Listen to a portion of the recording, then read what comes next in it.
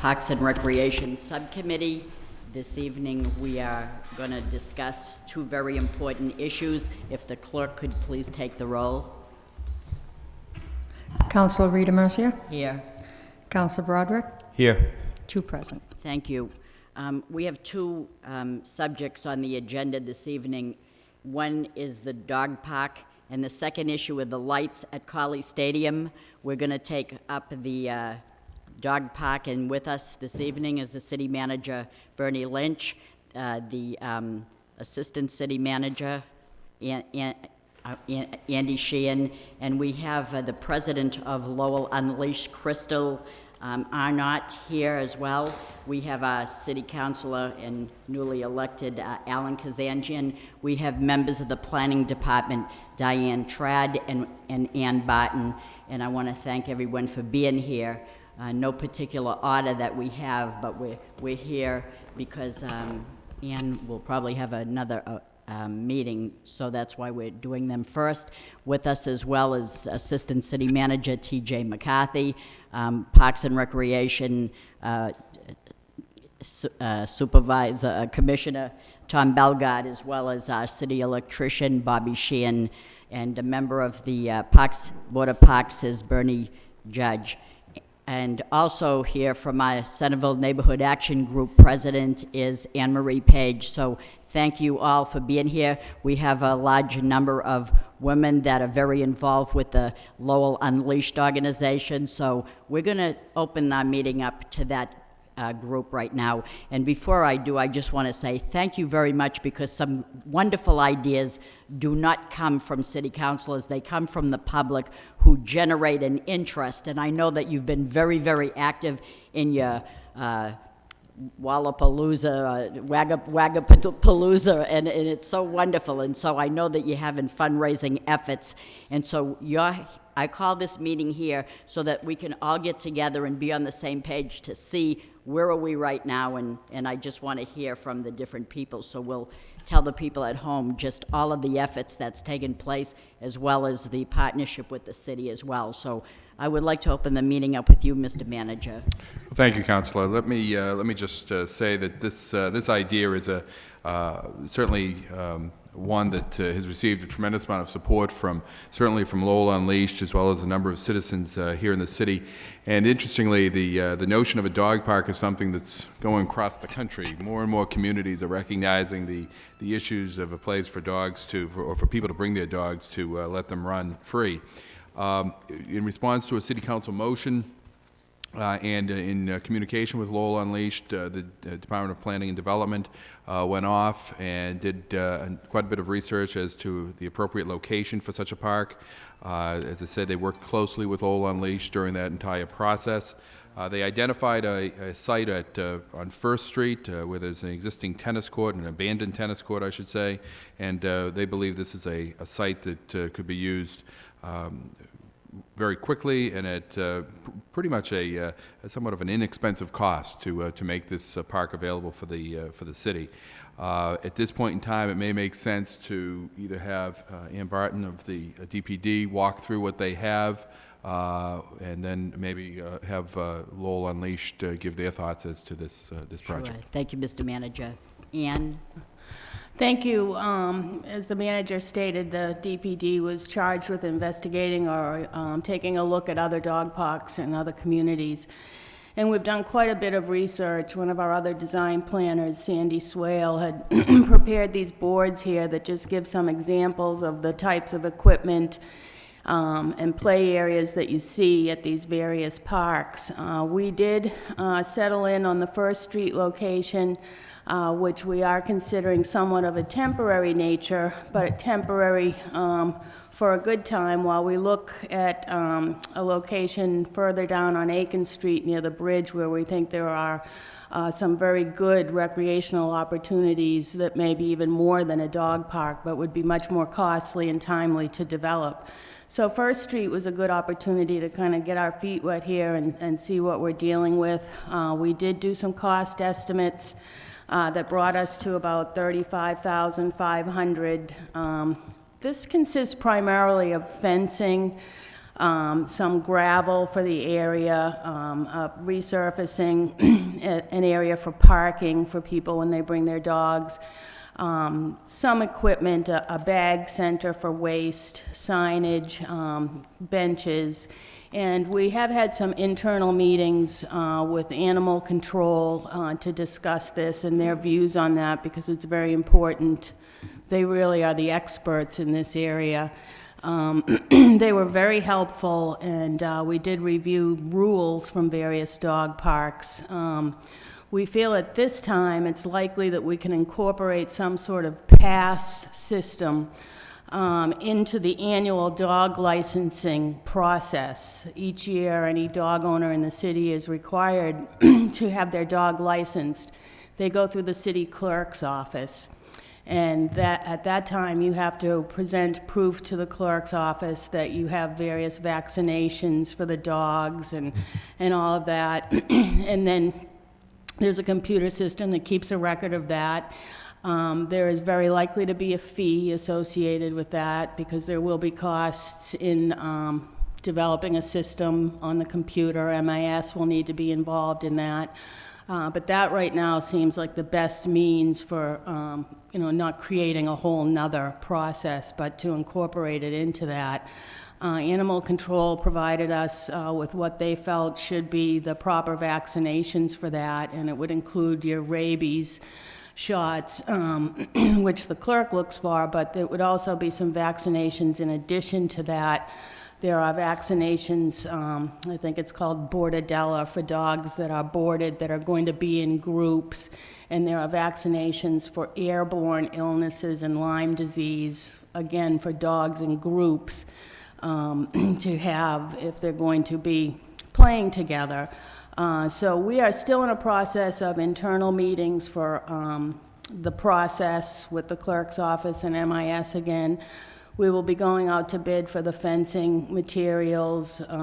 We are still looking at some of the best means for gating the system, whether it be a pass code or a swipe card or something like that that'll work, so that individuals have their own means for getting in and out of there. It will be what we see as probably self-policed.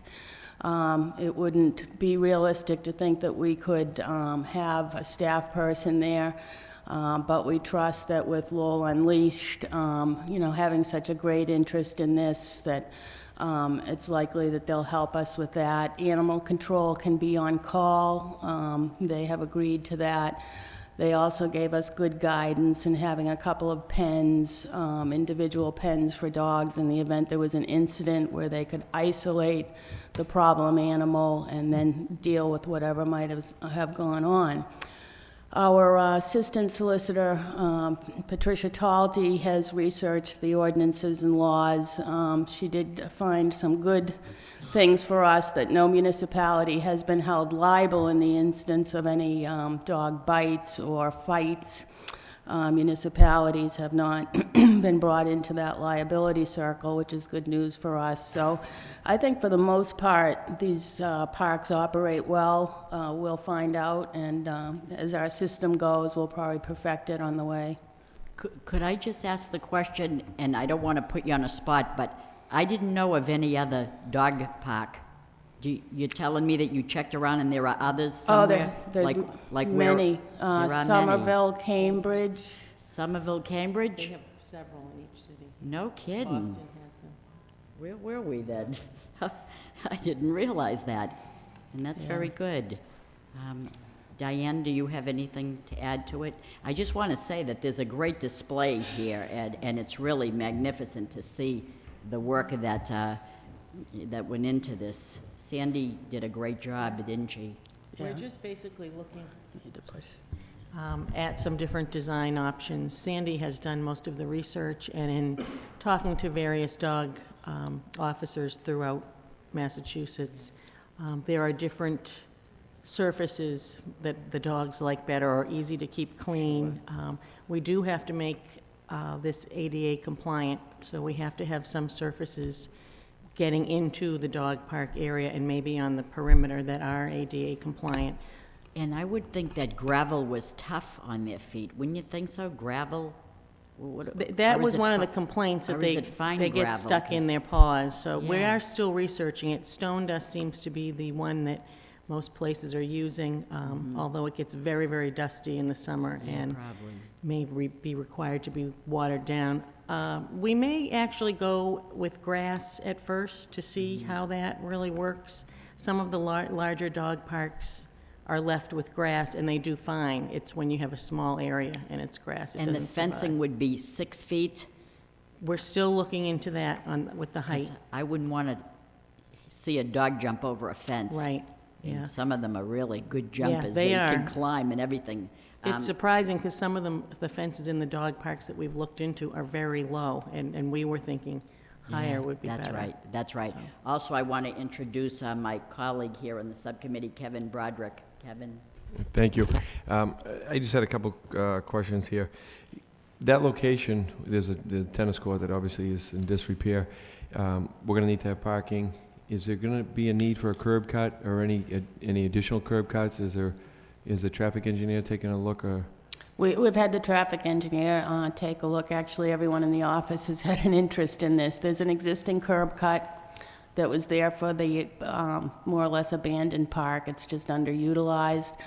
Because there was a tennis court, we'll be able to use that as the parking area, so it won't be as expensive as repaving a whole new area. We'll patch and seal that and coat it, use that for parking, and probably need to pave a little bit of the drive. So that was one of the many things that brought this location to mind. It's not right next to any homes. There's one church there nearby, but we're not right next to it, but we will make some contact with them. And even as far as the Centerville neighborhood, it's a little on the edge of that. Again, it's not near any homes where barking or noise could be a problem. Okay. You talked about it's going to be gated membership, a card or a punch code or something? Yeah, we haven't determined exactly what that mechanism will be, but something that gives someone a pass to it. Is it going to be lighted? We assumed that it would close at dusk like all parks do, so no, it wouldn't be lighted. And one of my big questions is the liability, but it seems like that's been addressed. And you had talked about coupling the requirements with what we have going on now for permits and licensing. How we're going to have annual costs? It's $35,500 now to get it up and open, let's say. How are we going to pay for this? Is there going to be another dollar on the license fee, or is this going to be pay to be a member, or is it going to be basically like every other park, it's just the city absorbs it? We see some sort of membership fee involved, and I don't know what that is yet until we get in a better idea of some of these costs as we order and purchase equipment. But I think it would be a membership fee. I'm not sure what that would be, and it would be on an annual basis. Someone will have to renew it because you have to show evidence of the annual vaccinations to use it anyway, so it would need to be yearly membership. Okay, that's all I have. It's a great idea. Thank you. Alan Zangian. Okay, thank you. That was my question. It said that it was going to cost the city $35,000. I want to know how the city was going to get refunded if it was, and is this going to be grant money, or is this just coming out of this? CDBG right Okay, it's now. going to be grant money. We already have it available for Okay. this. Also, who's going to be policing this? It wouldn't be policed regularly, but By the city, or well, there's some type of committee we're going to set? I to- think the oversight on a daily basis and the use of it, we haven't met with, but we're hoping to meet individually or with a group of Lowell Unleashed. We expect them to be some of the primary users, at least initially, and we'd like to get an idea. If people have a pass card and a swipe, they've already gone through a check process of sorts. So they're going to need that to get entrance. And then we're hoping that the people can control and the dogs behave. But animal control will be on call for that. They would be called, and then naturally we would make the area police precincts, aware of this, and probably initially ask for a little additional patrol or eyesight on it.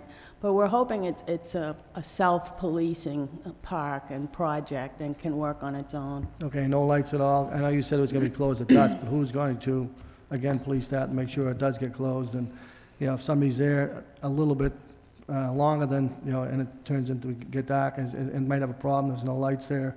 I just don't want a situation where it might be a problem. Yeah, again, I'm hoping that the users respect the fact that there are rules and that it closes at dusk, and if there are violations of those rules, it puts the park in jeopardy for everyone else. So we hope that people can be respectful of that and adhere to the rules. I also think it's a great idea. It's good. Thank you. Do we have any idea on the time frame when we can expect that some work will be done going on there, that we can say, "Ooh, gee, we had a dream, and yes, there's something happening"? We hope that we'll be able to do that this summer, that we'll put everything out to bid in the next month or so, and that it will be constructed, which is a little difficult in that the annual process for your dog licensing is in January. So our first year will be a little bit tricky in that regard, but we're hoping it's this summer. Thank you, that's great. Mr. Manager? Just one comment. One of the issues that we have, of course, is the fence, and one possibility we're exploring, and we still need to work through this a little bit, is utilizing or reusing the fence that's up at the reservoir. We're looking at, for a variety of reasons, taking that down. In response to some wishes of the neighborhood up there, as well as our own need to better police that particular area. And so that may provide some resources to us. If we can utilize that, obviously it reduces the cost associated with this project.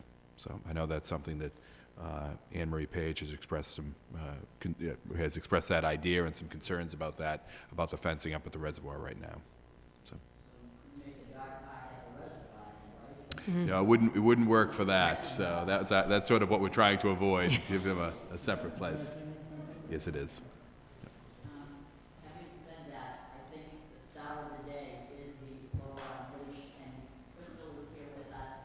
And I want to again stress the point that there are people that come before the city and they have great ideas, and we're thinking, yeah, but where are we going to get the money for this? And when I say that, I think of the FSOP, the Friends of Shed Park, who had great ideas and put everything they had into trying to be a partner to raise money. And you're the same type of a group of people that have an idea, that want to do everything you can to help out. And I think you almost raised like $4,000, did you? Yep, we have about $4,500 so far. That's so wonderful. And we've been together since March of last year, so we're trying. Yes, and are you liking what you're hearing so far? Yep, I can say for myself, I'm thrilled, and I think the other girls are too. We're really happy with everything you guys have done and the plans you've made so far. In response to policing, we've already discussed as a group, we hope to stay around for a long time. We're not just here to get the park and then disperse. And we have talked about setting up some sort of volunteer group who, certain people would take certain days or times a day to make sure they come by, for an hour, make sure it's clean, make sure people are following the rules. And we do hope to have a part in that. And otherwise, I'm just really, really happy with everything and the way it's going. That's good. I'm so happy as well, because gosh, I hate to even tell you this, but I got a sticky thing on my refrigerator, and it says, "The more I know people, the more I love my dog." But God forgive me saying it, I do love animals, and so I'm happy that you're involved in helping us out in a great way. So we're going to be there. It takes a little while, and you have a meeting at 7 o'clock in the mayor's reception room? Yes. So you have ongoing meetings, and do you want to tell us a little bit, if you can, about a next fundraiser that you might have, or you We're don't- working on a few ideas You're right working on now. ideas? Yeah, we don't have anything set in place yet, but we're hoping sometime in the spring we'll have another fundraiser. Okay, well, let us know, because we'll announce it in the council meeting. I think that's a report of progress, too, and we'll work with you and help you with that. So that's a Excellent. great idea, and I'm all excited. Thank you. Councilor Kazanjian? And what happens in the wintertime if we have like 2 feet of snow? Is it going to be somewhere we can plow this area or do something with it? Well, that's something we hadn't thought of, and we really should have, given the current winter. Maybe TJ will be out shoveling that. We'll have to explore that. I think that's a good point. That's a good point. You always think ahead of time, don't you? Right. Yeah, that's good. Any further discussion on this topic? I'm entertaining a motion that we accept the report as a report of progress. I'll report back tomorrow evening to my colleagues, and I So think moved. and it's a wonderful partnership. Thank you very much for, thinking of our four-legged friends. This is just the greatest thing. Thank you very much to our planning department and the manager for allowing them to take a part of this, because we could have an administration that says, well, that's, that's not a big main issue, but I think every issue, it's a big issue to you, and I really am happy that everybody's on board here to help you. Thank you very much. Thank you for being here. All righty, good. Thank you. And we do have one more issue, but I'll wait a few minutes till everybody goes.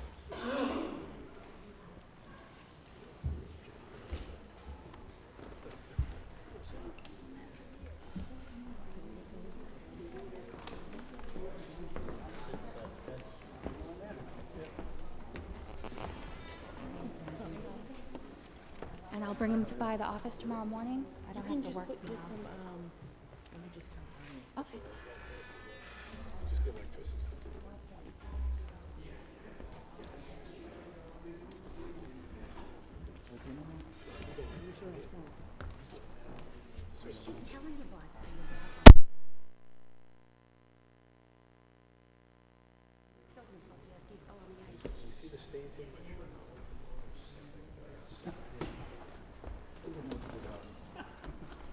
If he does a little tub on you, you can't go with it.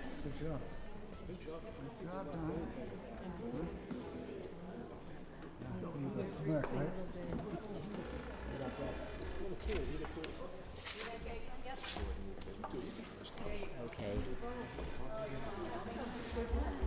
Okay. Well.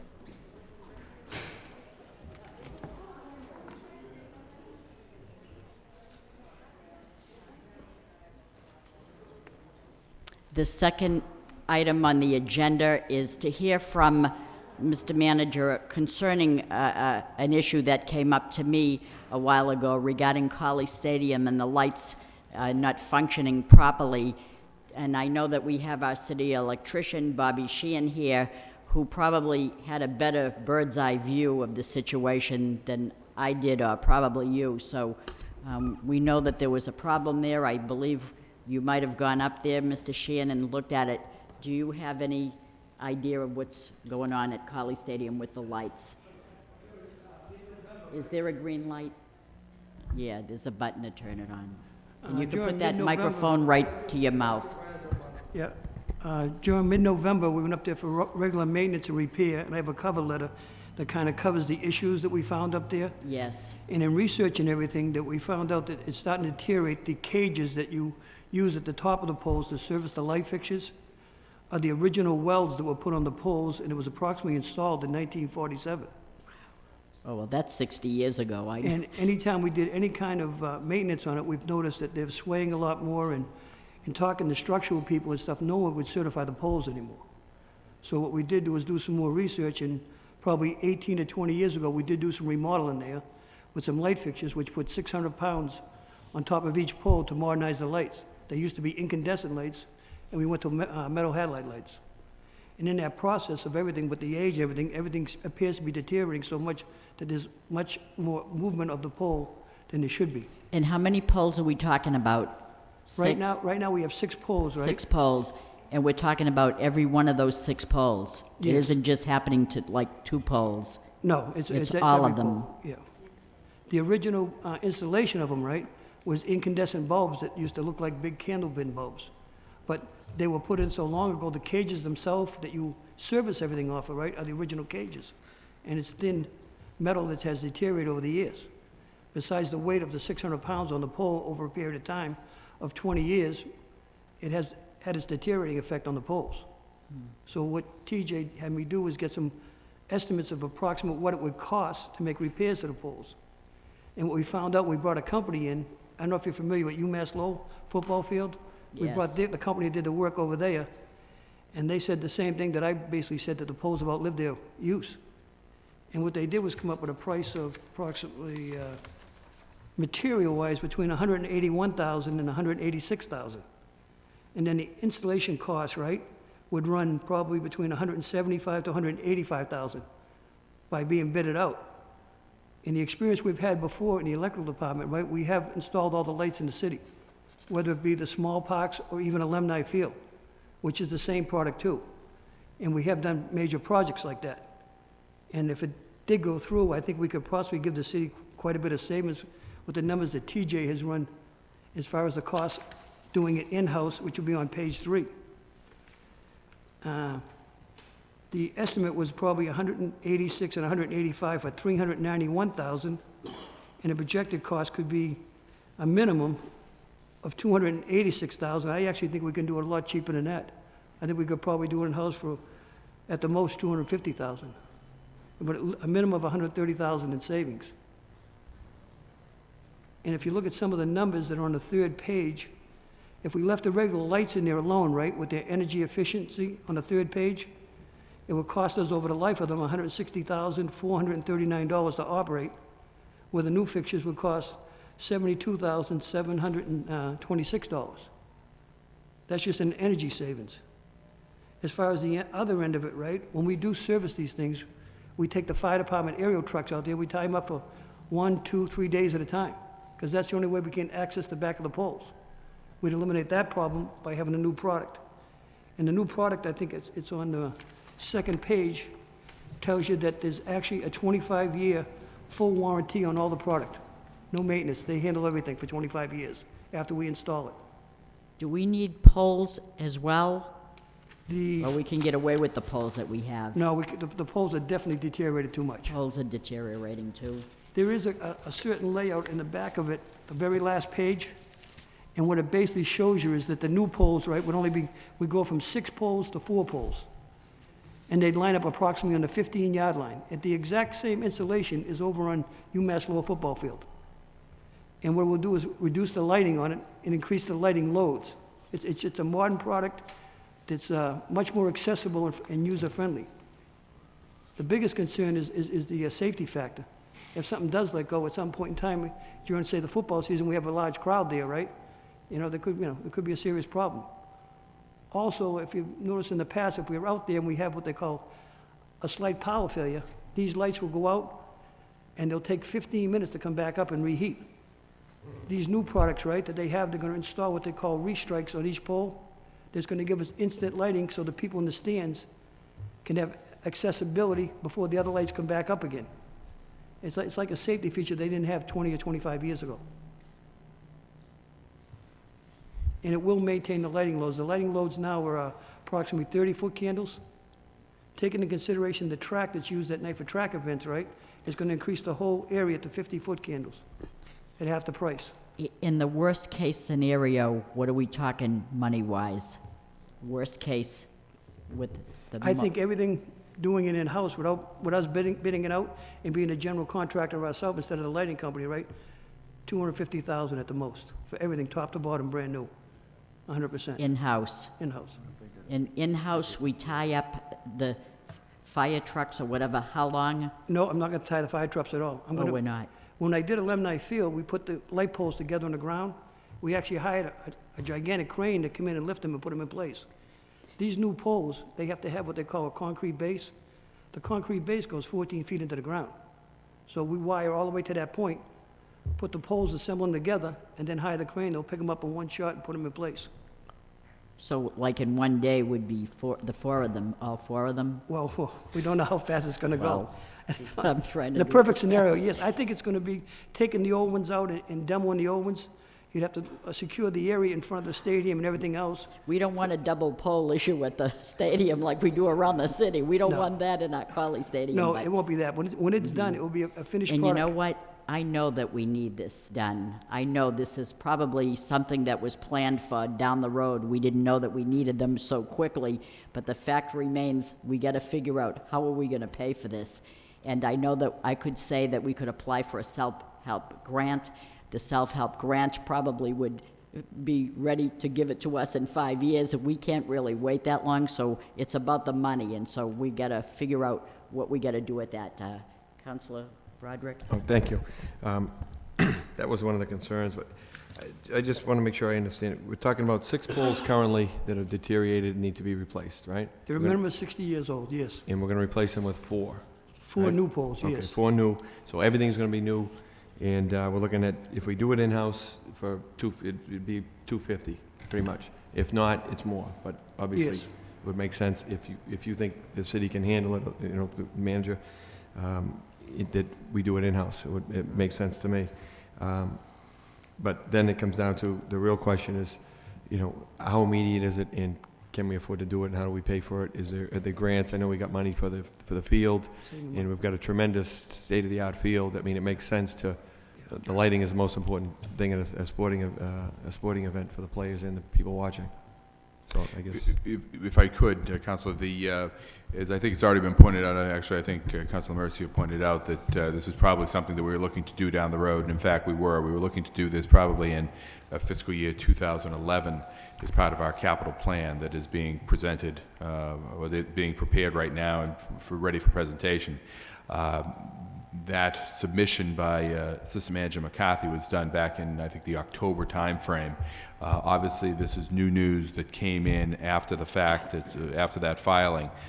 So it's our intention to probably move forward with this project later this year as part of the first year of our capital plan, implementation of our capital plan. So what we would do, the way we would fund that is we would borrow the money along with the variety of other projects that we would be doing under the capital plan and moving forward this summer, this spring or summer, to have that work done. Because clearly there's a serious safety concern here, as well as an opportunity to make it much more effective lighting and more energy efficient lighting for the city. That was one of the things. This obviously begs to the bigger issue of what other capital improvements and so on. This isn't a meeting about that, but it obviously ties in together. It's going to have to bump something else, because I assume because of the safety issue. That's a big concern for me anyway. We're going to have thousands of people sitting in the stands, and if something ever did happen, it could be a terrible scene. The city has a variety of capital needs, and you know, somewhere in the vicinity of $250 million worth of identified capital needs. But clearly, something like this is a safety concern. So this would be reprioritized, moved up, and something else would slip off, because there's only so much we believe we can truly afford in a given year. And so another project would get pushed back by a year. Just real quickly, I know Mr. Judge wants to speak. Do we have, I can't remember, I know this came before us probably a year or so ago, the status, we do surcharges out there, or is it for teams that rent, or how does it work? Is there any money available? Does it generate any money out there, I guess is my question? It is generating some money. I don't have a current number on that right now. If someone else does, in terms of how much money we have available in that capital fund. I'm not aware of the bottom line at this time. Right. Oh, I mean, it's a general question. I don't, But it was set aside for the maintenance, and that's something we could draw on for the debt service associated with this. Okay.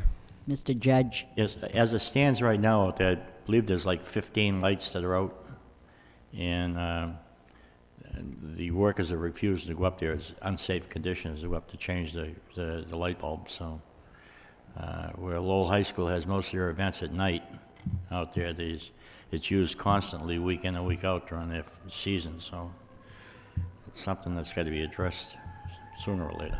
I think as far as the uses of the field, right, since we changed to the turf, they've moved the field hockey in there, the soccer, and plus the track events have gone to it. I mean, everything's gone to at night, and it makes it accessible for the families to go to sporting events at night than go in the daytime. The hours on the lights have probably tripled in the last 2 years because of the use of the stadium. Right, and that's one of the reasons why I think we need to move this up. In terms of timing-wise, to me, my memory is that the stadium doesn't get as much use in the summer, plus it's light longer.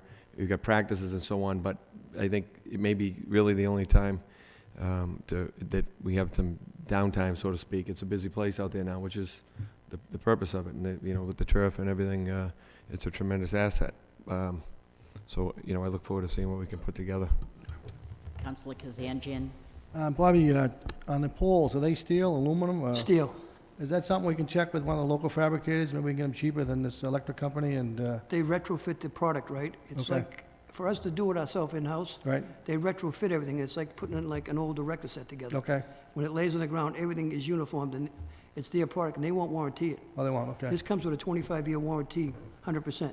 We don't have to touch it. They'll come in and fix anything. Then you have to put the cement pads in also, because they're changing the locations of the, We're gonna do that in-house ourselves. Okay, right, We're gonna okay. purchase that and do that in-house ourselves. One other thing, do we check with Mass Electric? Because I know Mass Electric has some type of plans. If you're saving energy, they'll either supply some lights or give you some type of grant money out there. Did anybody? We are talking to Mass Electric about it. In fact, Tom Belgard and I discussed that earlier today, and we're going to be seeing what type of rebates might be available. Okay, to do all right. this. Very good, very good.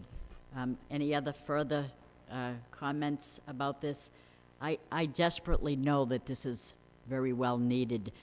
As a member of the subcommittee, I'm almost willing to make a motion that we support the city manager pursuing the capital improvements and pushing something back a year to put this in place of it. So I would support that. I'll make the motion to recommend that we move forward with the plan, if you will, to see what, I mean, it's hard to say what's going to get bumped. No, it's hard I think it might go to a public hearing, so we have to be a little bit careful, but I would make a motion to recommend pursuing it, bringing it forward, for the manager to bring it forward with more concrete numbers. And I second that. Thank you. Roll call. Counselor Broderick? Yes. Counselor Rita Mercia? Yes. 2 yeas. Motion carries. We're going to do what we can. I know it's tough. The fiscal times are very tough, but sometimes you plan for certain things to happen, and then you realize that something is a necessity because it's an emergency. And when you're talking about the public and safety, that takes precedent. And yes, Councilor. I know it's already been approved. I just want to say that I think it's kind of important that we do it also. The way Mr. Sheehan was talking about the welds on these structures where it's 60 years old, that you get a windy night when some kids are playing, if that one of these lights fall, and, you know, God forbid that somebody gets hurt. Nothing about the age 60, but when it comes to light fixtures, that's a different story. I think this is a good case of where, you become a victim of your own success. I mean, the new turf in the field, much more use, extended use, and nighttime use, and more demand, which is great. It's great for the city, but with it comes more use and more wear and tear on the fixtures, and I'm sure we'll see other improvements that are going to be necessary out there, parking lot and so on. So, I think it's important that we keep it on the front burner here, especially where it's a safety issue. If it's a matter of, we'd like a little more light, place some bulbs to put a Band-Aid on it, but it's a safety issue. I think it's a good idea, and I appreciate it being brought to our attention and brought forward. Thank you. Mr. Manager. Thank you, Mr. Manager. Thank you, everyone, for being here. Motion to adjourn? adjourn, yes. Second. Thanks, Kev.